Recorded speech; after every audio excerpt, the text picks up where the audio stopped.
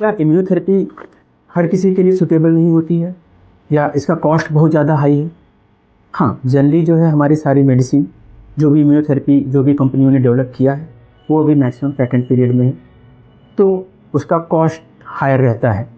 लेकिन सबसे बड़ी चीज़ ये है, ख़ास तौर से लो socio economic country like India के लिए ये कंपनियां पेशेंट असिस्टेंट प्रोग्राम लॉन्च करती हैं। कुछ समय का अगर हम इम्यूनोथेरेपी खरीदते हैं तो बाकी समय का वो जो फ्री दे देती हैं। इसके साथ साथ कुछ इम्यूनोथेरेपी पर हमारी गवर्नमेंट जीएसटी नील कर रखी है, यानी गवर्नमेंट भी चाहती है कि लोग अच्छा से अच्छा ट्रीटमेंट लें, बेस्ट जो ट्रीटमेंट अभी हमारे पास अवेलेबल है कैंसर ट्रीटमेंट के लिए उसको लें।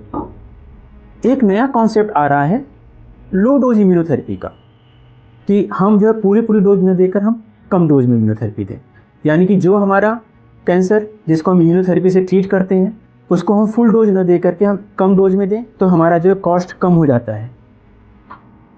ये भी एक ठीक कॉन्सेप्ट है जिसको हम लोग यूज करते हैं, जहाँ पर हम कहीं कुछ नहीं इम्यूनोथेरेपी दे पा रहे हैं वहाँ पर हम लो डोज में इम्यूनोथेरेपी देते हैं और उसका भी रिस्पॉन्स काफ़ी अच्छा देखने में मिल रहा है। तो हमारे पास टोटल 3 चीज़ें हैं जो इम्यूनोथेरेपी को हमारे लिए फिजिबल बनाती हैं। पहला, पेशेंट असिस्टेंट प्रोग्राम।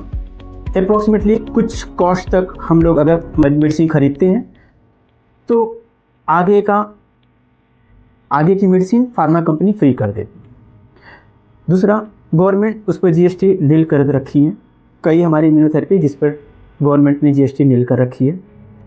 तीसरी चीज़, हम अगर इन दोनों पर भी नहीं ले पा रहे हैं तो हमारे पास एक लो डोज इम्यूनोथेरेपी का भी ऑप्शन अवेलेबल है, इसकी कॉस्ट अप्रॉक्सीमेटली 40-50 हज़ार रुपये महीने का पड़ता है।